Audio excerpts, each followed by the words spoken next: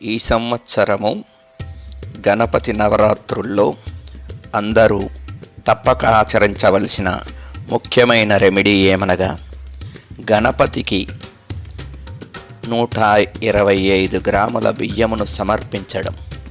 దీనిని 10 రోజులు సమర్పించవచ్చు. వీలు కాని వారు వినాయక చవితి రోజు మాత్రమే కూడా సమర్పించవచ్చు. ఇది తప్పక చేయవలసిన రెమెడీ. ఎందుకనగా 11 సెప్టెంబర్ నుండి భారతదేశానికి కుజమహర్దశ ప్రారంభమవుతుంది.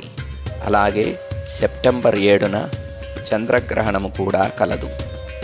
రాబోయే దశలలో భారతదేశానికి ఆహార పానీయాల విషయాల్లో ఇబ్బందులు కలిగే అవకాశం కలదు.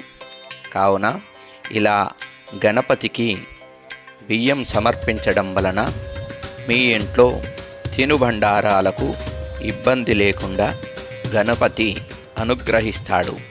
కావున అందరూ తప్పక ఈ రెమెడీని ఆచరించాలి. ఎందుకనగా ఎంత ధనమున్నా కరోనా సమయంలో అందరికీ ఆహార విషయంలో ఇబ్బందులు ఏర్పడినవి. కావున అటువంటి ఇబ్బందులు కలగకుండా ఉండాలంటే ఈ పరిహారాన్ని తప్పక ఆచరించాలి. ఈ విధంగా సమర్పించిన బియ్యాన్ని ఏమి చేయాలనే సందేహం కలగవచ్చు.